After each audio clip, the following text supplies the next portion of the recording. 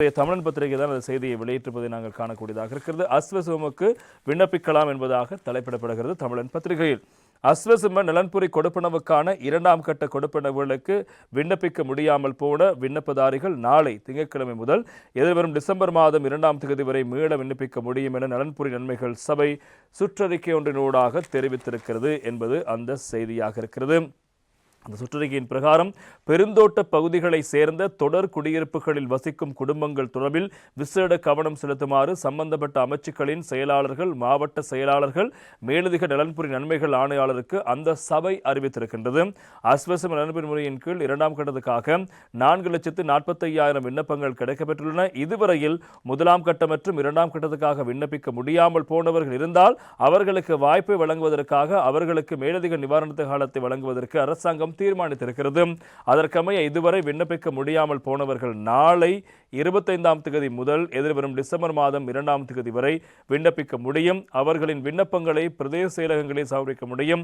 2ஆம் கட்டத்துக்காக அறிமுகப்படுத்தப்பட்ட மாதிரி விண்ணப்பத்தை பயன்படுத்த வேண்டும் என்பதோடு அதற்கு அவசியமான விண்ணப்பங்களை பிரதி எடுத்து வழங்குவதற்கு அதிகாரிகள் நடவடிக்கை எடுக்க வேண்டும்.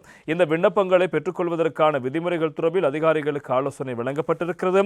பெருந்தோட்டங்களில் இருக்கும் தொடர் குடியிருப்புகளில் வசிக்கும் குடும்பங்கள் தொடர்பில் கவனத்தில் கொண்டால் இடவசதி போதாமையின் காரணமாக அந்த குடியிருப்புகளில் அதிக குடும்பங்கள் வசிக்கும் சந்தர்ப்பங்களும் இருக்கின்றன.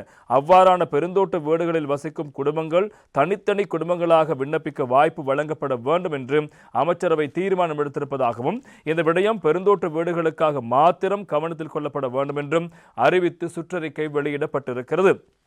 இந்த விண்ணப்ப நடவடிக்கைகளுக்கான எழுது பொருட்களுக்கான நிதி ஒதுக்கீடு பற்றாக்குறையாகும் பட்சத்தில் எதிர்வரும் நாட்களில் அதற்கான மேலதிக ஒதுக்கீடுகளை வழங்கவும் நடவடிக்கை எடுக்கப்படும் என அறிவிக்கப்படுகிறது.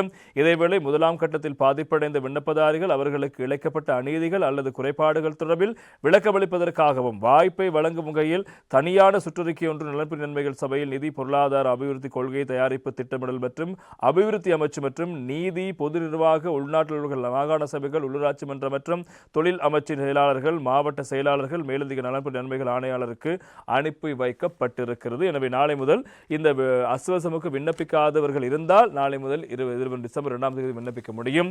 அதே போல பெருந்தோட்ட பகுதிகளுக்கான விசேட ஒரு விடயம் இருக்கிறது.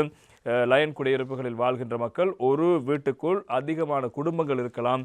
எனவே அவர்களுக்கு தனித்தனியான குடும்பங்களாக அவர்கள் விண்ணப்பிப்பதற்கு ஒரு வீட்டில் ஒருவர் என்று நீங்கள் சொல்லிக்கொண்டு இருக்காமல் அவர்களுக்கு தனித்தனியாக ஒவ்வொரு குடும்பங்களுக்கு விண்ணப்பிப்பதற்கு வாய்ப்பு வழங்க வேண்டும் என்று நலன்புரி நன்மைகள் சபை சுற்றறிக்கையூடாக அறிவித்திருப்பதை கவனத்தில் கொள்ளுங்கள். பெருந்தோட்ட பகுதிகளில் வசிக்கின்ற மக்கள் லயன் அறைகளுக்குள் ஒரே வீடுகளுக்குள் 2-3 குடும்பங்கள் இருந்தால் அந்த 2-3 குடும்பங்களும் இந்த நலன்புரி விடயங்களுக்காக அஸ்வசுமுக்காக விண்ணப்பிக்க முடியும் என்ற விடயத்தை சுற்றறிக்கையூடாக அறிவித்திருக்கிறார்கள். நீங்கள் உடனே அதிகாரிகளை சந்தித்து அது தொடர்பான விடயங்களை மேற்கொள்ளுங்கள். நாளை முதல்